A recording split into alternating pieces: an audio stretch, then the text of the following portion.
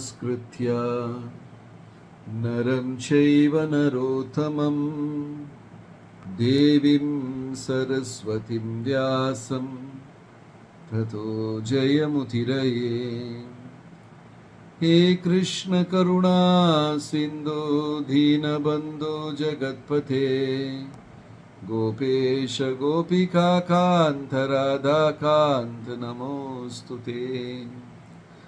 तप्त कांचन गौरांगी राधे वृंदावनेश्वरी वृषभानुसुते देवी प्रणमामि हरिप्रिये।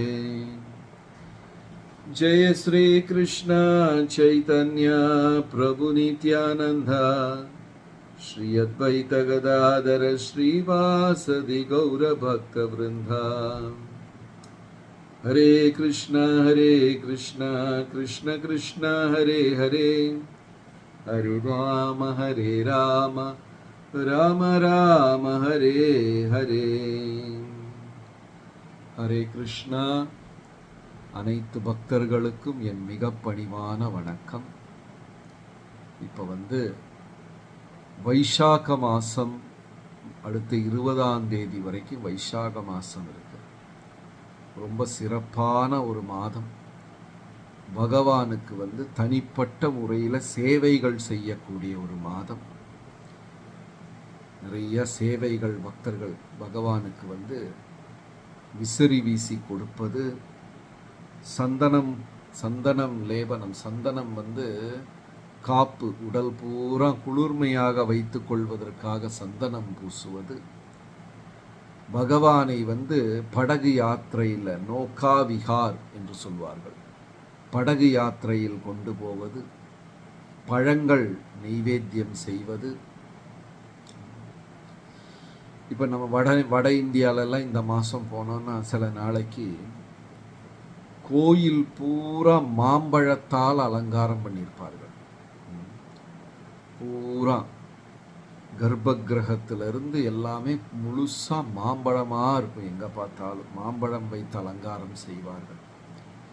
இப்படி பலவிதமான சேவைகள் இந்த மாதம் நடக்கும். அதுலேயும் இனியொரு சிறப்பு என்னன்னா, இந்த வருஷம் புருஷோத்தம அதிக மாசம் என்று அதிக மாசம் வருகிறது.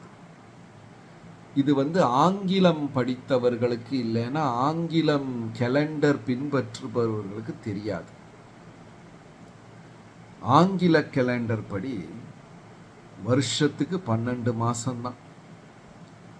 அதை 30, 31 என்று பிரித்திருக்கிறார். ஆனா சமஸ்கிருத பஞ்சாங்கம் படி 3 மாதம், 3 வருடம், 4 வருடத்திற்கு ஒரு முறை ஒரு 20 நாட்கள் பக்கம் அதிகமாக வரும் கேலண்டரில். இப்போ 365 நாட்கள்லாம் ஒரு வருஷம் அப்படின்னு நம்ம படிக்கிறோம் ஆங்கிலத்தில். ஆனால் சமஸ்கிருதத்தில் 365ன்னெல்லாம் சொல்ல கிடையாது. ஒரு 3-4 வருடங்கள் வரும்போது ஒரு வருஷத்துக்கு 385 நாட்கள் பக்கம் வரும். ஒரு 3 வருடம் சென்றால், 4 வருடம் சென்றால் அது 13வது மாதம். அதை அதிக மாசம் என்று சொல்வார்கள். ஒரு காலத்தில் அதை மலமாசம், தவறான மாதம் என்று குறிப்பிட்டார்கள். அதனால் அந்த மாதத்தில் திருமணம் செய்ய மாட்டார்கள், நல்ல காரியம் செய்ய மாட்டார்கள், கிரகப்பிரவேசம் செய்ய மாட்டார்கள். அப்படி என்ற அந்த மாதம் போய் பகவானிடம் புகார் சொல்லி தன்னுடைய அவல நிலையை வெளிக்காட்டியது. அதனால் பகவான் அந்த மாதத்திற்கு புருஷோத்தம அதிக மாதம் என்று பெயரை கொடுத்து, எந்த விஷயம் இந்த மாசத்துல ஆன்மீகமா செஞ்சாலும் அதிகமான சிறப்பு என்று சொல்லி அந்த மாதத்திற்கு ஒரு தனி சிறப்பை கொடுத்தார். அந்த மாதத்தில் பகவத்கீதையினுடைய 15ஆம் அத்தியாயம் படிப்பது, புருஷோத்தம அத்தியாயம் படிப்பது, சேவைகள் செய்வது போன்ற விஷயங்கள் எல்லாம் செய்கிறார். சைத்தன்ய மகாபிரபு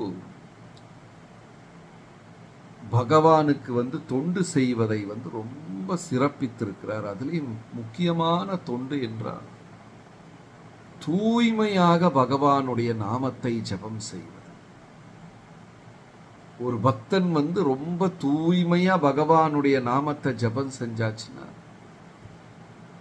அவன் கண்ணில் ஆனந்த கண்ணீர், கண்கள் குளமாக மெய் சிலிர்த்து பகவானுடைய லீலைகள் அவர் மனசுல ஒரு ஒரு சினிமா படம் மாதிரி லீலைகள் ஓடிக்கொண்டிருக்கு. நம்ம வலுக்கட்டாயமாக பகவானுடைய லீலைகளை நினைக்க வேண்டும் என்று கிடையாது. தூய்மையான ஜபம் செய்து கொண்டிருக்கும் போதே பகவானுடைய லீலைகள் மனதில் தோன்றிவிடும். அப்படி ஒரு சிறப்பு அதற்கு உண்டு. சைத்தன்ய மகாபிரபு ஆரம்ப காலத்துல ஒரு மாபெரும் ஞானி பண்டிதராக இருந்தார். அந்த காலகட்டத்தில் அவருக்கு பெயர் நிமாய் பண்டிட் என்று பெயர்.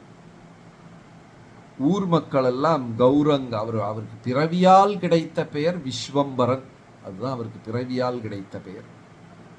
இருந்தாலும் மக்கள் எல்லாரும் செல்லமாக அவரை நிமாய் என்றும் கௌரங்கா என்றும் அழைப்பார்கள். வேப்ப மரத்திற்கு கீழே அவதாரம் செய்ததுனால நிமாய் என்ற பெயர். தங்க நிறத்துல உடல் ஜொலிக்கிறதுனால அவருக்கு கௌரங்கா என்று பெயர். ஊர் மக்கள் பூரா அவரை நிமாய் கௌரங்கா என்று அழைப்பார்கள். அப்ப அவர் பண்டிதர். கங்கையின் கரையில் குழந்தைகளுக்கு சமஸ்கிருதமும் சமஸ்கிருத இலக்கணமும் சொல்லிக் கொடுத்து கொண்டிருந்தார். மாபெரும் பண்டிதர். நிமிஷ நேரத்துல 100 ஸ்லோகத்தை எழுதி விடுவார். சமஸ்கிருதம் அவர் கையில விளையாடும். அப்ப அவரு என்ன பண்ணுவாரா, பக்தர்களை எல்லாம் கிண்டல் செய்வாராம், கேலி செய்வாராம். எப்படி கிருஷ்ண பகவான் அவதாரம் செய்த பொழுது கோபியர்கள் வீட்டுக்குள்ள பூந்து வெண்ணெயை திருடுவது, பாலை திருடுவது, அவர்கள் வீட்டில் இருக்கும் சட்டி பானைகளை உடைத்து விடுவது, எப்படியெல்லாம் அன்பு தொல்லை பக்தர்களுக்கு கொடுத்தாரோ, கோபியர்களுக்கு கிருஷ்ணர் கொடுத்தாரோ, அதே மாதிரி சைத்தன்ய மகாபிரபு என்ன செய்வாராம், அந்த அறிவின் ஞானத்தின் திறமையால இந்த பக்தர்களை எல்லாம் வாக்குவாதத்திற்கு அழைப்பாராம். வேண்டுமென்றே பக்தர்களிடம் பகவானுக்கு உருவம் இல்லை என்று சொல்வார். இதை கேட்ட உடனே பக்தர்களுக்கு கோபம் வந்துடும்.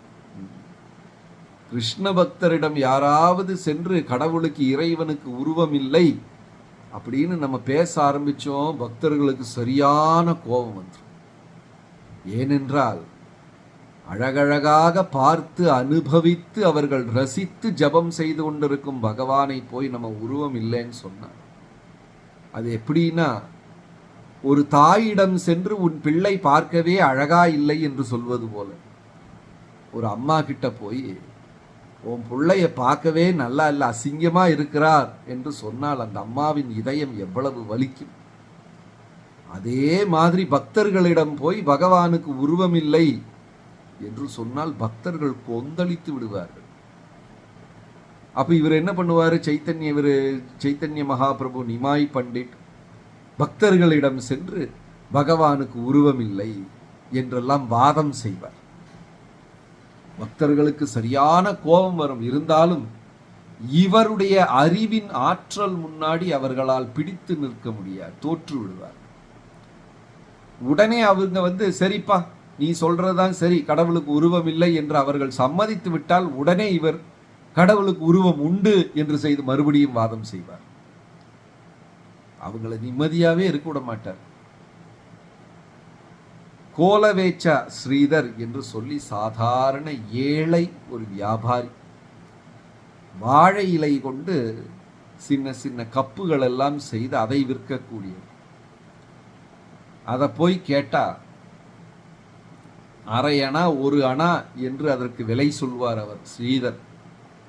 உடனே நிமாய் பண்டிட் போய் 1 அணாக்கு 2 அண்ணம் தருவியா, 3 அண்ணம் தருவியா என்று அவரிடம் பேரம் பேசுவார்.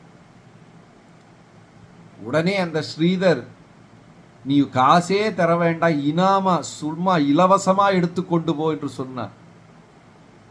நான் என்ன பிச்சைக்காரனா? எனக்கு இலவசமா எல்லாம் வேண்டாம், நான் காசா தந்து தான் வாங்குவேன் என்று பக்தர்களிடம் வாதம் செய்வதே ஒரு பொழுதுபோக்காக வைத்துக் கொண்டிருந்தார் நிமாய் பண்டிட். அவருக்கு பக்தர்கள்னா அவ்வளவு பிரியம். இப்ப நம்ம கூட வீட்டுல சின்ன குழந்தைங்க இருந்தா அந்த குழந்தைங்க அந்த பக்கம் இந்த பக்கம் நடக்கும் பொழுது அவர்கள் கன்னத்தில் கிள்ளுவது, குத்துவது, இந்த மாதிரி விளையாட்டுகளை செய்து கொண்டிருப்போம். அந்த குழந்தைகளை சீண்டி பார்ப்பதில் ஒரு அழகு. உடனே அந்த குழந்தைகள் கோபப்படும். அந்த கோபத்தை பார்ப்பதில் ஒரு அழகு. இதே மாதிரி நிமாய் பண்டிதர் நவத்வீப்பில் இருக்கும் பக்தர்களை எல்லாம் சீண்டுவார் விளையாட்டுக்காக. அவர்கள் கோபப்படுவார்கள். ஒரு காலகட்டத்தில் என்ன ஆச்சு, நிமாய் பண்டிதர் வர்றார் என்று தெரிந்தவுடனே பக்தர்கள் ஓடி ஒளிந்து கொள்வார்கள். வந்து சும்மா வம்புக்கு இழுப்பார் என்று சொல்லி ஓடி ஒளிந்து கொள்வார். அந்த ஒரு சூழ்நிலையில பக்தர்கள் எல்லாம் சென்று ஸ்ரீவாஸ் டாக்கூர், மாபெரும் பண்டிதர் பக்தர், அந்த ஸ்ரீவாஸ் டாக்கூரிடம் புகார் சொல்லுகிறார்கள், நிமாய் பண்டிதர் இப்படி அகங்காரம் பிடித்தவராக இருக்கிறாரே.